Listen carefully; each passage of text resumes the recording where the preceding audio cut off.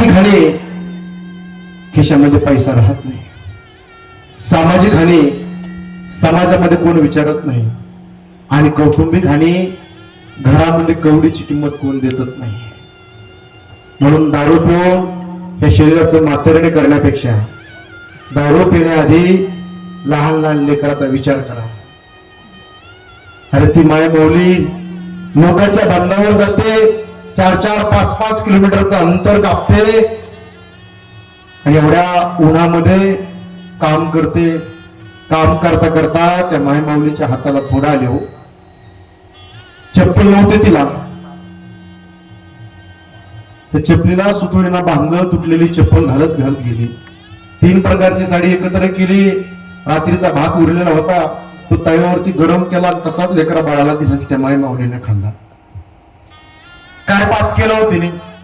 बापाला सोडलं, आईला सोडलं, भावाला सोडलं, बहिणीला सोडलं, माहेरातले सगळे नाते सोडून सासरी नंदायला तुमच्याकडे आली ती माय माऊली. तुमच्या जीवावरती आली ना, म्हणून आपल्या दारू पिऊन आपल्या शरीराचं माथेर करू नका गड्या.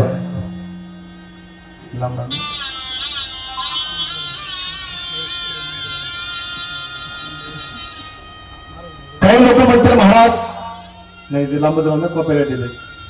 महाराज तुम्हाला काय करायचं आणि आमच्या पैशाने दारू पिऊ? ऐका गड्या, हात जोडून पोट तिडकीना विनंती आहे तुम्हाला.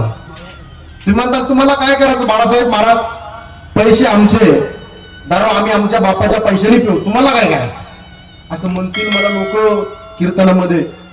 पण बसलेल्या मंडळीला माझे हात जोडून विनंती, बाबा लय दारू पेली ना लिव्हर फुटेल, गुटखा खाल्ला ना तोंड फुटेल. आणि इथे कीर्तनामध्ये येऊन जर समोर जर बसला ना, हनुमंतराच्या समोर कीर्तन ऐकत जर बसला ना, आयुष्याचं बंधन तुटेल. इथे येऊन कीर्तन ऐकलं पाहिजे. दारू पिऊ नका राजा हो, दारू ही फार वाईट आहे. या महाराष्ट्राचा सर्वे केला तर 9वी, 10वी, 11वी, 12वीचे तरणे-बांड पोरं दारू पितात महाराज. म्हणून कीर्तन भरपूर झाले, कीर्तन अनेक ऐकले तुम्ही, आवर्तन भरपूर झाले हो.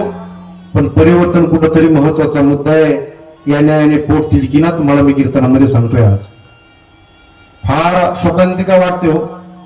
आता धुलीवंदन होऊन गेलं, मिशा फुटल्याने लेकरांना ते दारू पिऊन डीजेच्या पुढे दानादन नाचत होते. दारूचं वळण एकदा जर लेकराला लागलं ना, त्यांचं आयुष्य बर्बाद होत असतं बाबा. दारू पिऊ नका, दारू ही वाईट आहे. मी एवढ्या लांबून जाणून तुमच्या करता आलोय, 300 किलोमीटरचा प्रवास करून तुमच्या करता आलोय मी. हे बघा बाबा, मला दीपक पाटील यांनी फोन केला. बापूच्या संवादातनं, गावकरी मंडळीच्या संवादातनं या ठिकाणी आलोय.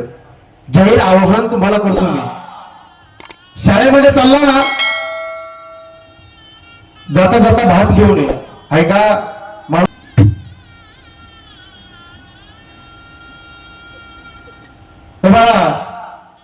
शाळेत नाही येताना मी कामाला चाललोय, भात घेऊन ये. ऐका माय माऊलीनो, तुमच्या डोळ्यात पाणी येईल, रडाल तुम्ही सगळे मंडळी, रडाल. ज्याला दारुड्या बाप असतो,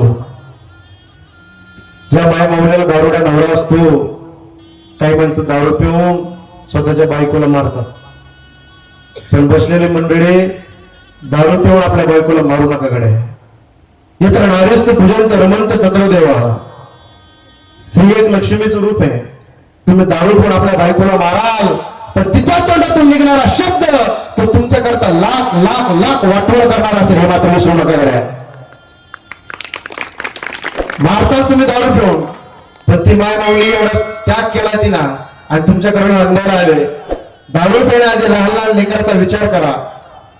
लहानसा मुलगा गण्या शाळेमध्ये जातो, दुपारची सुट्टी होती, सगळे मुलं भात आणण्याकरता उभा राहतात. त्यांनी डबा घेतलेला आहे आणि भाताच्या लाईनला उभा राहतो. भात असा घेतलाय आणि त्या भिंतीच्या आडोशीला गेलाय आणि त्या दप्तरामध्ये पिशवी होती, त्या पिशवीमध्ये भात टाकतोय. पुन्हा गेला, पुन्हा भात घेतोय आणि पुन्हा टाकतोय. सराची नजर खिडकीतनं गेली.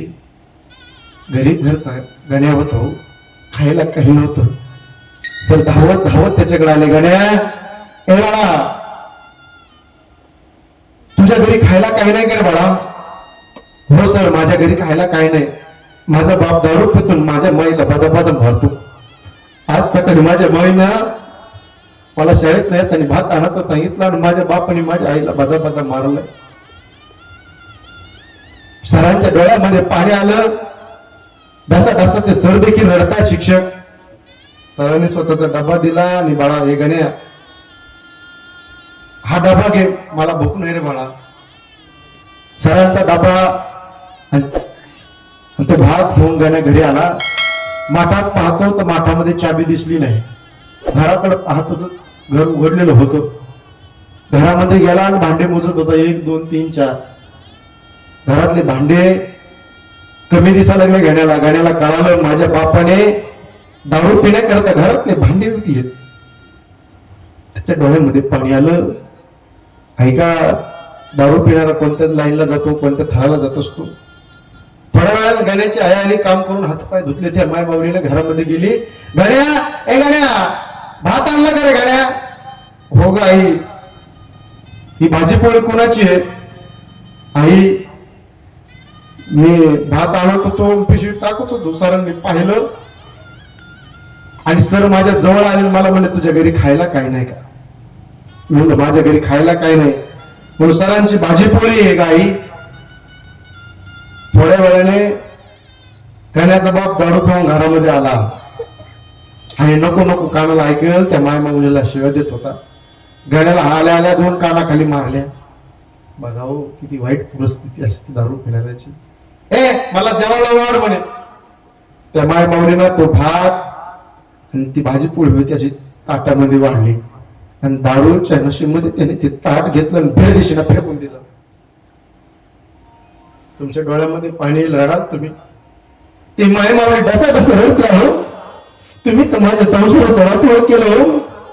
पण त्या लहान लेकराचे काय अपराध आहे? खायला काही नव्हतं. दिवसभर राब राब कष्ट केले मी. गण्याला भात आणण्याकरता सांगितलं, त्याने भात आणला आणि तुम्हाला तो वाढलाय आणि तुम्ही फेकून दिलाय. तो कानाखाली मारलाय त्या माय माऊलीच्या. निघून गेला पुन्हा दारू पिण्याकरता. गण्याच्या आईला एवढी भूक लागली होती, पडलेला भात होता त्याच्यावर माशा भोंगत होत्या. बरं का, चूकदार माशा भोंगत होत्या. तो भात घेतला आणि त्याने धुवून काढला आणि खात होते. हो, खात होते. चपाती पडलेली होती, पाण्यात मीठ टाकलं आणि ते चपातीने ते भात खात होते. हो, ते माई लेकर. बसलेल्या मंडळीला माझा एक प्रश्न आहे. तुम्ही दारू पिताल, पण दारू पिण्याआधी त्या लहान लहान लेकराचा विचार करा. तुमच्या मुलीला शिक्षण करायचंय, मुलाचं शिक्षण करायचंय. मुलीचं शिक्षण करून तिचं लग्न करायचं, मुलाला त्यांच्या पायावरती उभा करायचं.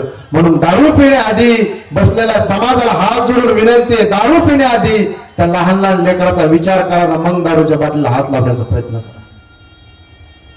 मी एवढं जे सांगितलंय ना, मला मंडळीनं बोलवलंय की बसलेल्या मंडळीला वाटलंच बाबा, नाही बाबा महाराजांनी सांगितलं एका जरी माणसाने आजपासून, बरं का दादा, एका जरी माणसाने आजपासून दारू प्यायची सोडून दिली एका माणसाने, तरी आपल्या सप्ताहाला केलेला एवढा खर्च हा सक्सेस झाला बघा. हे तुम्ही खटाटोप केला आणि एवढा लांबचा मी प्रवास केला, माझ्या कीर्तनाचं सार्थक झालं. परिवर्तन झालं पाहिजे म्हणून निर्व्यसनी जीवन जगा, आपल्या आई वडिलांच्या जीवनामध्ये सेवा करा. आई मायेचा सागर, समृद्धाची घागर, चैतन्याचा जागर, आई भाजीतलं मीठ, आई हक्काचं व्यासपीठ, आई ते असते रस्ते सांभाळणारी ताई. असल्यावर कळत नाही, नसल्यावर मिळत नाही. दुधावरची साय म्हणजे आई आहे, वासराची गाय म्हणजे आई, लंगड्याचा पाय म्हणजे आई. आ म्हणजे आत्मा आणि ई म्हणजे ईश्वर. ईश्वराचं वास्तव जिच्यामध्ये सज्जन होतील आई म्हणतात. ढगाळ गेलेला सूर्य तुम्हाला दिसेल, पण एकदा मातीत गेलेले माय, मातीत गेलेला बाप तुम्हाला दिसणार नाही राजा हो. म्हणून त्या मायबापाच्या जीवनामध्ये सेवा करा गड्या. फार पुण्याने मायबाप भेटत असता हो. एकदा जर मायबाप जर गेले ना, दोन्ही पायामध्ये डसा डसा, डोळ्यामध्ये पाणी येईल, त्यांच्या आठवणी प्रत्येक क्षणाला तुम्हाला रडल्याशिवाय राहणार नाही. इथं बसलेली माझी आईला विचारा, 40 वर्षाची मुलगी असून द्या माहेरात, 60 वर्षाची माय असून द्या, आणि 40 वर्षाची मुलगी 60 वर्षाच्या माईला भेटायला जर गेली ना, पिशवी कधी रिकामी देत नाही हो. ए बाई, ही डाळ घेऊन जाय, हा लोणचं घेऊन जाय, हे पापड्या घेऊन जाय. मायला मंडळी, मायरातली माय मरू द्या, तुमच्या पिशवीत बदल झाल्याशिवाय राहणार नाही. माय फार प्रेम करत असते हो. माय काय देईल लेकराला, हे बाई हा तांदूळ घेऊन जाय. तिला काय भेटत नाही का तांदूळ? पण भात खाताना प्रत्येक क्षणाला माईचा चेहरा आठवेल म्हणून ती माय लेकीला भात तांदूळ देत असते. लक्षात ठेवा, फार प्रेम करत असते. एकदा का बाप जर गेला ना, मायला मंडळी तुमचा या विश्वातून निघून गेला ना बाप, आई आणि बाप गेल्यानंतर डसा डसा डोळ्यामध्ये पाणी येतं. कधी जर चुकून लेकरं मोठ्याने झाले, जर तुम्ही जर कधी मायबापाकडे गेलात, मायबाप या जगामध्ये राहिले नाही. आणि मायबाप गेल्यानंतर हक्काचा चपला सोडण्याचा उमरा जीवनात वजा होऊन जात असतो. भाऊ किती श्रीमंत असू द्या, जो बापावर हात दाखवता येतो, जो माईवर हात दाखवता येतो, तो भावावर नाही दाखवता येत बाबा. म्हणून मायबापाच्या जीवनामध्ये सेवा करा. मायबाप फार जीवनामध्ये जीव लावत असतात. मुलीला तर बाप फार जीवन लावत असतो. म्हणून बसलेल्या पालकांना सांगणं आहे, इथं मुली बसल्यात, मुलींना तुम्हाला शाळेमध्ये जाता आलं तर जा, नाही तर जाऊ नका. कॉलेजला जाता आलं तर जा, नाही तर जाऊ नका. जॉब करता आला, नोकरी करता आली तर करा, नाही तर करू नका. पण ईश्वरा समान बापाची मान खाली होईल असं कधी पाऊल टाकू नका.